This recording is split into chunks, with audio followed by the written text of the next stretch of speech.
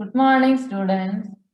Today we are going to learn about 10th Standard Geography, Unit 5, India, Population, Transport, Communication and Trade.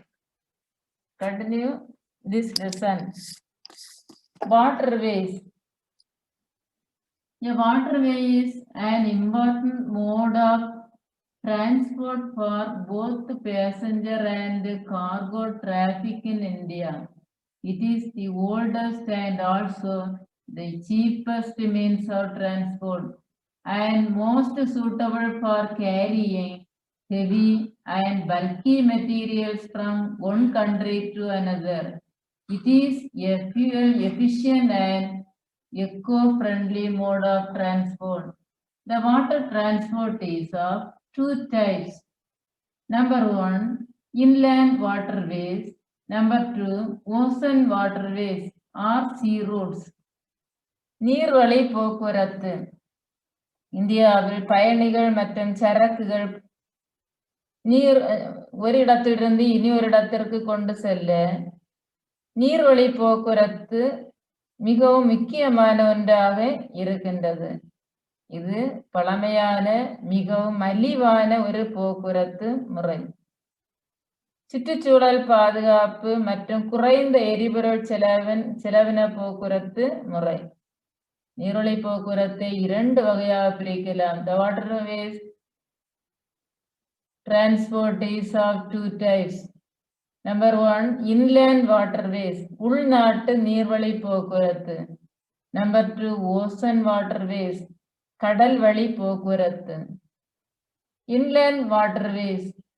India has an extensive network of inland waterways in the form of rivers, canals, lakes and backwaters. இந்திய உள்நாட்டு நீர்வழி போக்குவரத்து ஆறுகள், கால்வாய்கள், ஏரிகள் மற்றும் காயல்களை கொண்ட மிக பெரிய வலைப்பின்னல் அமைப்புடன் நடைபெற்று வருகிறது.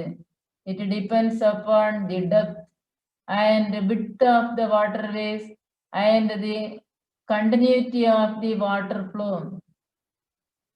நீர்வழி போக்குவரத்து நீரின் ஆழம், அகலம் மற்றும் தொடர் நீரோட்டத்தை பொறுத்து அமைகிறது.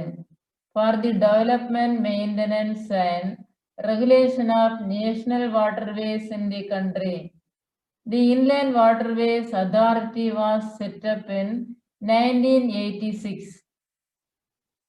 உள்நாட்டு நீர்வழி போக்குவரத்து ஆணையம் தொடங்கப்பட்ட ஆண்டு 1986. The major national waterways are National Waterway 1, தேசிய நீர்வழி போக்குவரத்து எண் 1. It extends between Haldia and Allahabad, measures 1620 kilometers and includes the stretches of the Ganga, Bhagirathi, Hooghly river system. Haldia மற்றும் அலகாபாத் இடையே 1620 கிலோமீட்டர் நீளத்தை கொண்டு கங்கா, பாகிரதி, ஹூக்ளி இந்த ஆறுகளுடன் இணைந்து செயல்படக்கூடிய போக்குவரத்து நீர்வழி போக்குவரத்து தேசிய நீர்வழி போக்குவரத்து எண் 1. National Waterway number 1. National Waterway number 2. This waterway includes the stretch of the Brahmaputra river between Tuiri and Sadia, a distance of 891 kilometers. Brahmaputra ஆற்றில் துபிரி மற்றும் காடியா இடையே சுமார் 891 கிலோமீட்டர் நீளத்தை கொண்டுள்ளது. National waterway number 2. National Waterway number 3. This waterway extends between Kollam and Kottapuram in the state of Kerala. It is the first national waterway in the country with 24-hour navigation facilities along its entire stretch of 205 kilometers. Kerala மாநிலத்தின் கொல்லம் மற்றும் கோட்டபுரம் இடையே உள்ள போக்குவரத்து national waterway number 3. இந்தியாவின் முதல் தேசிய நீர்வழி போக்குவரத்து இது ஆகும். ஓசியானிக் ரூட்ஸ் கடல் வழி போக்குவரத்து. Oceanic roots plays an important role in the transport sector of India's economy. கடல்வழி போக்குவரத்து இந்திய பொருளாதாரத்தில் முக்கியமான ஒரு பங்கை வகிக்கிறது. About 95% of India's foreign trade by volume and 70% of value moves through ocean routes.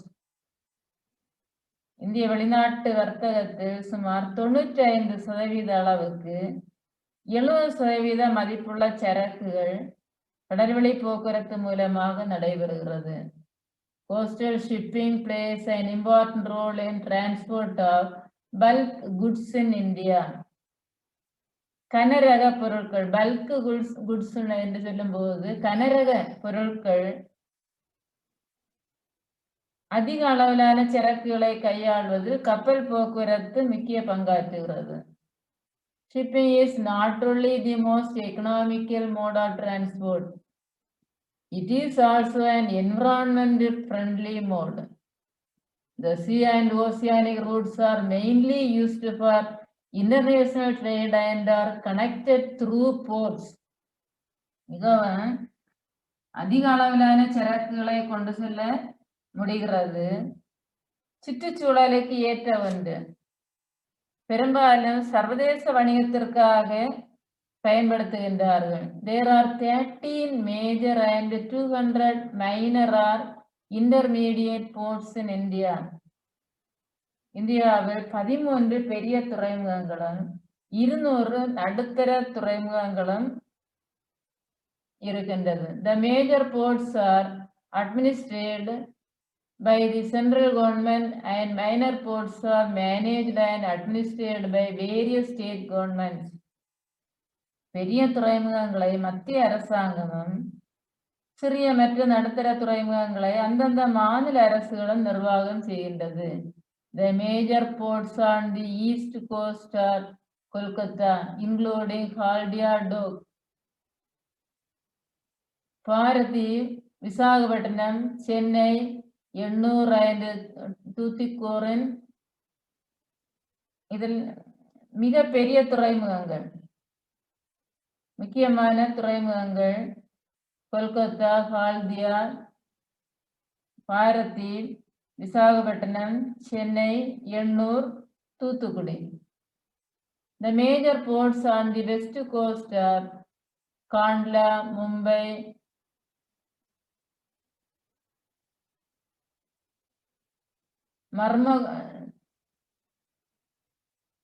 Navaseva, Jawaharlal Nehru Port, New Mangalore, Marmagova and Kochi.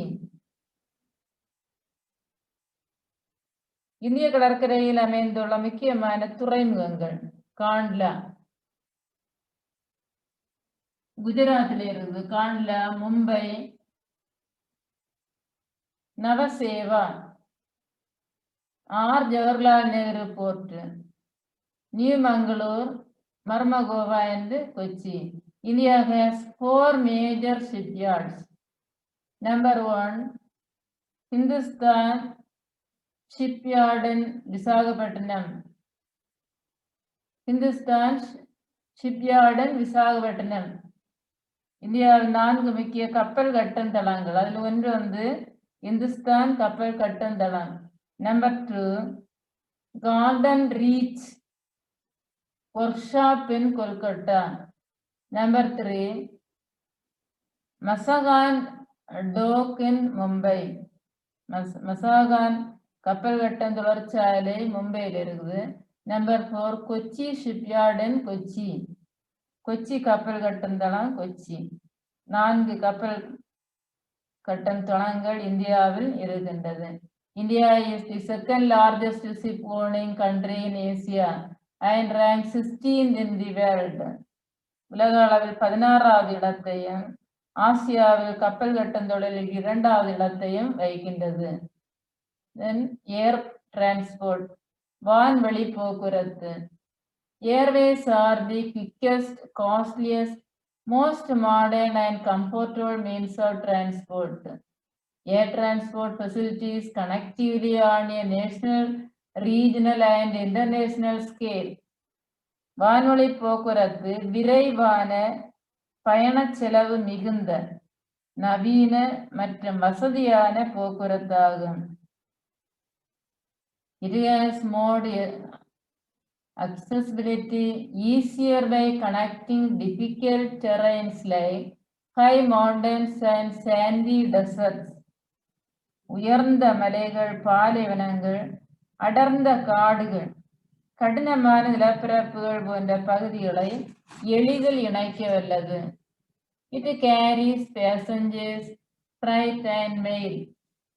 Air transport plays a key role in times of emergency as well as in the event of natural and man-made calamities like floods,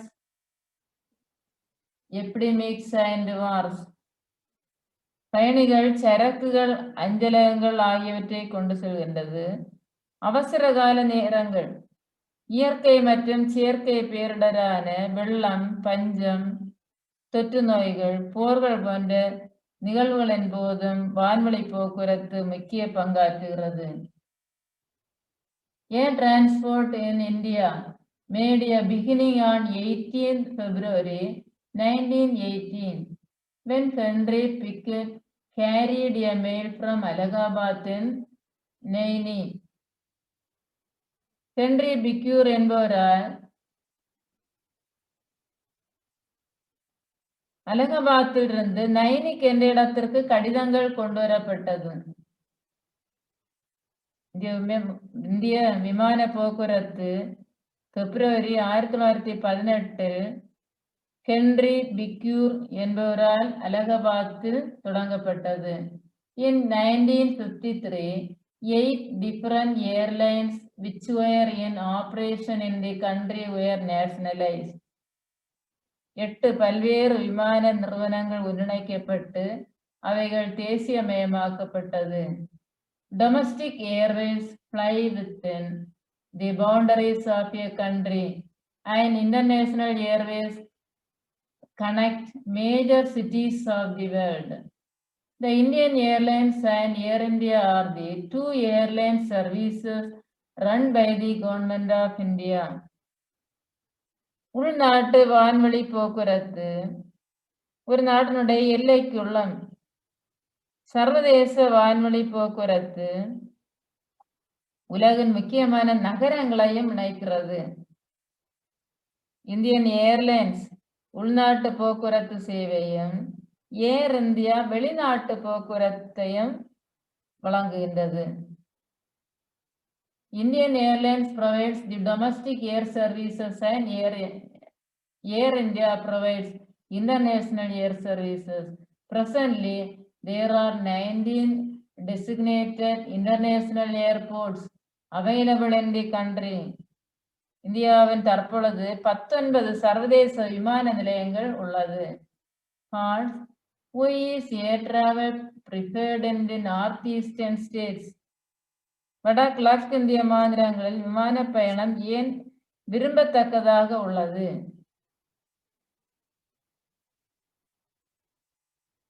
Pawan Hans Helicopter Limited. Bhavan Hans Helicopter Limited has been providing helicopter support services to the petroleum sector, including ONGC and Oil India Limited. பெட்ரோலிய நிறுவனங்களான ONGC எண்ணெய் மற்றும் இயற்கை எரிவாயு நிறுவனம் மற்றும் கடல் சார்ந்த பயணிகளுக்கு வான்லங்கு சேவையை அளிக்கிறது. It is a public sector company based in New Delhi. இது புதுடில்லியை தலைமையிடமாக கொண்ட பொதுத்துறை நிறுவனம். Bhavan Hans Helicopter Limited.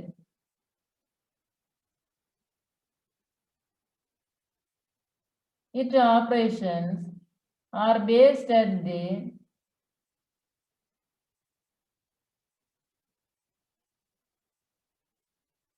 Juhu Aerodrome in Wilfarle, Mumbai. Bhavan Khans is a mini Ratna one category public sector undertaking. ഇത് മുംബൈയിൻ മേർക്ക് വിൽഫാർലേയിലുള്ള ജൂഹ് വിമാനനിலையத்தை தளமாக கொண்டு இயங்குகிறது. It often provides services to various state governments, particularly Northeast India, and inter-island ferry services in Andaman and Nicobar Island, services to Lakshadweep Island, etc. Bhavan Khans நிறுவனம் ஒரு mini Ratna one பிரிவின் கீழ் இயங்கும் ஒரு பொதுத்துறை நிறுவனம். இந்த நிறுவனம் இந்திய மாநிலங்களுக்கு இடையிலுள்ள தீவுகளுக்கு சேவையை அளிக்கிறது. குறிப்பாக அந்தமான் நிக்கோபார் தீவுகளுக்கும் லட்சத்தீவுகளுக்கும் பயணப்படகு சேவைகளையும் வழங்குகிறது.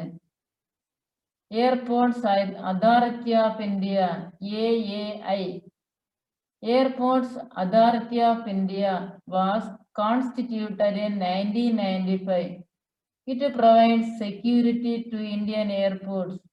AAI under the Ministry of Civil Aviation is responsible for creating, upgrading, maintaining and managing civil aviation infrastructure in India. இந்திய விமான நிலைய பொறுப்பு ஆணையம் Airports Authority of India was constituted in 1995. ஆரம்பிக்கப்பட்ட ஆண்டு 1995. இந்திய விமான நிலையங்களுக்கு பாதுகாப்பை அளிக்கிறது. இந்திய விமான நிலைய பொறுப்பு ஆணையம் பராமரித்தல், மேம்படுத்தல் மற்றும் நிர்வாகம் ஆகிய பணிகளை மேற்கொள்கிறது. Communication, தகவல் தொடர்பு. Communication is a process that involves exchange of information, thoughts and ideas. Technology does wonders in communication fields. Communication is categorized into personal and mass communications. தகவல் தொடர்பு துறையில் தொழில்நுட்பம் வியக்கத்தக்க வகையில் உள்ளது. பர்சனல் கம்யூனிகேஷன், தனி மனித தகவல் தொடர்பு. தகவல்கள், எண்ணங்கள் மற்றும் கருத்துக்களின் பரிமாற்றத்தை நாம் தகவல் தொடர்பு என்று அழைக்கின்றோம். The exchange of information between the individuals is called personal communication. தனி நபர்களிடையே தகவல் பரிமாற்றம் தனி மனித தகவல் தொடர்பு என்று அழைக்கின்றோம். It includes post and telegraph services, telephone, mobile phone, short message services, fax, internet, email, etc. Personal communication system enables the user to establish direct contact. இது அஞ்சல் சேவை, தந்தி, தொலைபேசி, கைபேசி, குறுந்தகவல், பிரதிகள், இணையதளம் மற்றும் மின் அஞ்சல் போன்றவைகளை உள்ளடக்கியது. The Indian Postal Network is the largest in the world with 1,55,000 post offices. இந்திய உலக அளவில் மிகப்பெரிய வலைப்பின்னல் அமைப்பு கொண்ட இந்திய அஞ்சல் துறை 1,55,000 அஞ்சல் நிலையங்களை கொண்டுள்ளது. Of these, more than 1,39,000 post offices are located in rural areas. இவற்றில் 1,39,000 மேற்பட்ட தபால் நிலையங்கள் கிராமப்புறங்களில் அமைக்கப்பட்டுள்ளது. The postal service was opened to the public in the country in 1839. The first Indian postal stamp was issued in 1852 in Karachi. இந்திய அஞ்சல் சேவை பொதுமக்களின் பயன்பாட்டிற்காக வந்தது 1757 ஆண்டு. முதல் அஞ்சல் வில்லை 1852 ஆண்டு கராச்சியில் வெளியிடப்பட்டது. Collecting and delivering mail is the primary function of the Department of Post. அஞ்சல்களை சேகரித்தல் மற்றும் விநியோகம் செய்வது இந்திய அஞ்சல் துறையின் முக்கிய பணியாகும். It introduced the quick mail service in 1975. விரைவு அஞ்சல் சேவை 1975 ஆண்டு அறிமுகப்படுத்தப்பட்டது. The quick mail service functions on the basis of the system of PIN, postal index number, code which was introduced in 1972. அஞ்சல் குறியீட்டு எண்ணை அடிப்படையாக கொண்டு விரைவு தபால் சேவை செயல்படுகிறது. இது ஆரம்பிக்கப்பட்ட ஆண்டு 1972 ஆண்டு. பின்கோடு கொண்டு வரப்பட்டது 1972. The premium products include the money order, e-money order, speed post, express parcel post, business post, media post, satellite post, retail post, greeting post, data post, speed net and speed passport services. பண அஞ்சல், மின்னணு பண அஞ்சல், விரைவு தபால், விரைவு chip அஞ்சல், வணிக அஞ்சல், ஊடக அஞ்சல், செயற்கைக்கோள் வழி அஞ்சல், வாழ்த்து அட்டைகள், தகவல் அஞ்சல்கள், துரித சேவை, விரைவான கடவுச்சீட்டு சேவைகள், இவையெல்லாம் அஞ்சல் துறை வழங்கி வருகிறது. India has one of the largest telecommunication networks in Asia. ஆசியாவிலேயே மிகப்பெரிய தொலைத்தொடர்பு வலைப்பின்னல் அமைப்பை கொண்டுள்ள நாடுகளில் இந்தியாவும் ஒன்று. Apart from the urban areas, more than 2/3 of the villages in India have already been covered with subscriber trunk dialing (STD) telephone facility. While international communication can be made through ISD, International Subscriber Dialing. கிராம பகுதிகளிலும் நகர்ப்புற பகுதிகளிலும் STD உள்நாட்டு சந்தாதாரர் அழைப்பு தொலைபேசி வசதி உள்ளது. STD subscriber trunk dialling. வெளிநாட்டில் உள்ளவர்களோடு தொடர்பு கொள்ள ISD முறையானது பயன்படுத்தப்படுகிறது. சர்வதேச சந்தாதாரர் அழைப்பு International Subscriber Dialing. There is a uniform rate of STD facilities all over India. Telephone is a form of oral communication. It is considered very essential for the growth of commerce. It is the most preferred form as it provides instant communication. Mobile phone, fax and internet are the other personal communication used in the country. தொலைபேசி என்பது வாய்மொழி தகவல் பரிமாற்ற முறை. இது வணிக வளர்ச்சிக்கு உதவிகரமாக உள்ளது. உடனடி தகவல் தொடர்பை வழங்குவதால் மக்களால் முன்னுரிமை அளிக்கப்படுகின்றது இந்த துறைக்கு. கைபேசி, பிரதி அஞ்சல், இணையதளம் போன்றவை நாட்டில் பயன்படுத்தப்படும் மற்ற தனி மனித தகவல் தொடர்பு சாதனமாக இருக்கின்றது. மாஸ் கம்யூனிகேஷன் சிஸ்டம் பொது தகவல் தொடர்பு அமைப்பு. Mass communication enables millions of people to get the information at the same time. பொது தகவல் தொடர்பு என்பது ஒரே நேரத்தில் லட்சக்கணக்கான மக்கள் தகவல்களை பெறுவது. It is a great way to provide education as well as entertainment. It helps in creating awareness among the people regarding various national policies and programs. The mass communication systems can provide information to people in two methods. They are print media and electronic media. பொது தகவல் தொடர்பு அமைப்பானது அச்சு ஊடகங்கள் மற்றும் மின்னணு ஊடகங்கள் என்னும் 2 முறைகளில் மக்களுக்கு தகவல்களை வழங்குகின்றது.